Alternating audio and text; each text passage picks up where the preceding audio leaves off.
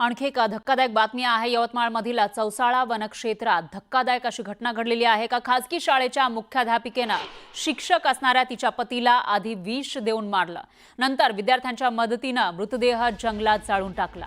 चौसाळा जंगलामध्ये शिक्षक शांतनू देशमुख यांचा मृतदेह जळालेल्या अवस्थेत सापडला। 13 मे रोजी मुख्याध्यापिका निधीनं शिक्षक पतीवर विषप्रयोग केला। यामध्ये शिक्षकाचा मृत्यू झाला। त्यानंतर निधीनं 3 विद्यार्थ्यांना घरी बोलावलं आणि चौसाळा जंगलामध्ये मृतदेहाची विल्हेवाट लावली।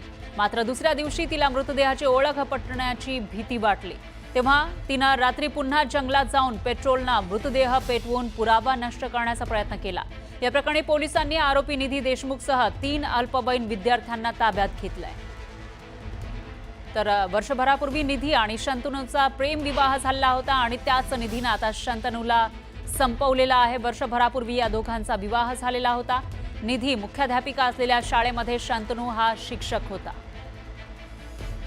तर काही दिवसांपूर्वी दोघांमध्ये वाद सुरू झाले होते आणि 13 मे रोजी निधीनं शंतनूवर विषप्रयोग केला। 3 विद्यार्थ्यांच्या मदतीनं मृतदेहाची विल्हेवाट त्यानंतर लावली आणि मृतदेहाची ओळख पटण्याच्या भीतीनं तो मृतदेह जाळून टाकला। तर आधी निधीकडून पोलिसांना गुंगारा देण्यात आला, पण नंतर हत्येची कबुली तिनं दिली। मुख्याध्यापिकेसह 3 अल्पवयीन विद्यार्थी आता पोलिसांच्या ताब्यात आहेत।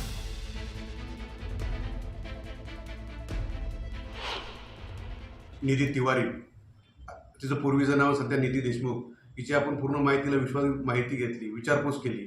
तिच्या बोलण्यामध्ये तफावत आढळून आली। त्या अनुषंगाने तिला अधिक विचारपूस केली असता तिने गुन्ह्यासंबंधाने तिच्याकडून तिचे पती शंतनू देशमुख याच्याकडून तिला जो त्रास होत होता त्याला कंटाळून तिने ते पाऊल उचलले की त्याचा खून करून त्याचा मृतदेह विल्हेवाट लावून तिने ठरवलं।